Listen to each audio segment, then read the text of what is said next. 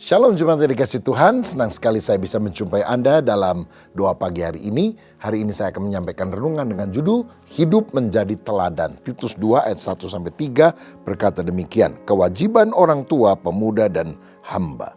Tetapi engkau beritakanlah apa yang sesuai dengan ajaran yang sehat. Laki-laki yang tua hendaklah hidup sederhana, terhormat, bijaksana, sehat dalam iman, dalam kasih, dan dalam ketekunan. Demikian juga perempuan-perempuan yang tua, hendaklah mereka hidup sebagai orang-orang beribadah, jangan memfitnah, jangan menjadi hamba anggur, tetapi cakap mengajarkan hal-hal yang baik. Ayat ini merupakan bagian dari surat Paulus kepada Titus yang mengandung ajaran penting tentang kehidupan yang harus dijalani oleh orang percaya di dalam gereja, khususnya berdasarkan usia dan jenis kelamin. Ayat 1 tadi berkata, tetapi engkau beritakanlah apa yang sesuai dengan ajaran yang sehat. Paulus mengingatkan Titus untuk mengajarkan kebenaran dengan tegas, jelas, dan tanpa kompromi. Ajaran yang sehat adalah ajaran yang sesuai dengan kebenaran Injil dan nilai-nilai moral yang Allah ajarkan dalam firman-Nya. Ini penting agar gereja tetap berjalan dalam kebenaran dan tidak tergoyahkan oleh ajaran-ajaran sesat yang berkembang pada waktu itu. Dikatakan pada ayat 2, laki-laki yang tua hendaklah hidup sederhana, terhormat, bijaksana, sehat, dan dalam iman, dalam kasih, dan dalam ketekunan. Nah, orang yang lebih tua harus menjadi contoh bagi orang yang lebih muda. Karena orang tua biasanya dihormati sebagai penjaga tradisi dan kebijaksanaan. Dia juga harus bijaksana dalam hidup, dalam pengambilan keputusan, menghindari perdebatan yang tidak perlu, tidak tergoda oleh materi, tapi berintegritas karena hidup sesuai dengan ajaran Kristus.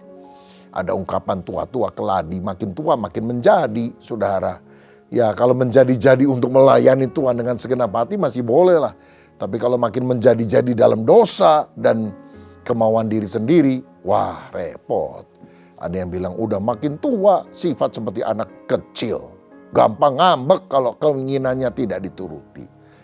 Tapi saya berharap semua pria yang makin lanjut usianya, masuk usia umas, masuk lansia, lanjut usia, atau glamur, golongan lanjut umur, memiliki karakter yang baik dan jadi teladan bagi banyak orang. Saya pernah dengar cerita, ada kakek nenek makan di sebuah restoran cepat saji, cuma beli satu hamburger, dimakan berdua. Dan ketika dilihat itu ada anak muda yang punya duit, dia menghampiri, dia bilang, maaf kakek nenek ya, makannya kok cuma satu hamburger, apa uangnya kurang, boleh nggak saya belikan satu lagi? Mereka bilang, oh nggak usah anak muda, kami memang beli cuma satu karena makan udah nggak banyak sekarang. Oh maaf, saya pikir nggak ada uang. Tapi ngomong-ngomong, yang makan kok cuma nenek saja, dan dari tadi kakek cuma memperhatikan. Kenapa? Oh, gantian gigi palsunya nak. Lagi dipakai nenek, nanti setelah nenek selesai makan, gigi palsunya dipinjam sama kakek katanya. Saudara, rupanya kakek ini sabar banget sampai dia menunggu istrinya makan lebih dulu. Ya tentu mungkin ini hanya cerita, tetapi saya berharap bahwa orang yang lebih tua itu juga menjadi orang yang lebih bijaksana, lebih sabar, jadi berkat bagi banyak orang. Dan ayat 3 ini adalah nasihat kepada perempuan yang lebih tua. Dikatakan demikian juga, perempuan-perempuan yang tua hendaklah mereka hidup sebagai orang-orang beribadah. Artinya hidupnya saleh, kudus, sesuai kebenaran. Jangan memfitnah. Berasal dari kata Yunani, diabolos, fitnah. Suka mencemarkan nama baik orang lain, suka merusak hubungan, tukang gosip, ngomongin orang lain. Kadang-kadang ada orang ya udah makin tua, ibu-ibu terutama, waduh, suka gosip. Apalagi kalau nganter anaknya yang masih kecil ke sekolah, duduk di halaman sekolah atau di luarnya, atau di kantin. Waduh, ngomongin si anu itu dan sebagainya, kepo sana, kepo sini. Itu tidak membangun iman, saudara-saudara. Tuhan mau kita termasuk perkataannya jadi berkat bagi banyak orang. Jangan menjadi hamba anggur, artinya menghindarkan diri dari kecanduan alkohol atau mabuk-mabukan. Tapi cakap mengajarkan hal-hal yang baik. Dia harus jadi teladan, memberi nasihat kepada para gadis muda dengan mengajarkan nilai-nilai Kristiani. Oh, ini menjadi suatu hal yang baik. Ya misalnya ibu mertua ajarkan kepada anak menantu bagaimana menjadi seorang yang lembut, berwibawa, berintegritas. Ini adalah sesuatu yang sangat penting. Bagaimana mendidik anak dengan baik. Tapi bukan mengatur, saudara. Hanya memberikan masukan dan terserah apakah dilakukan oleh anak mantunya atau tidak. Tapi bukan kemudian kita mengintervensi kehidupan anak-anak kita.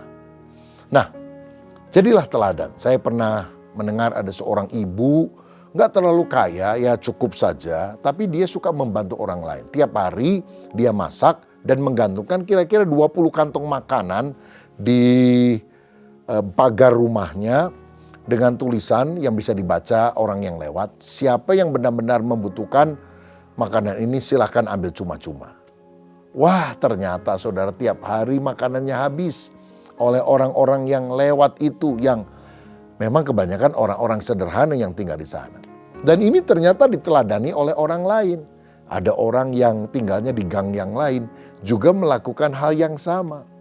Dan ada juga orang yang melihat ibu ini yang begitu baik, dia datang dan berkata, "Bu, boleh nggak saya sumbangkan dana supaya besok ibu masak lagi ya untuk sekian puluh nasi bungkus yang ada." Bukankah hidup kita jadi berkat jika kita demikian?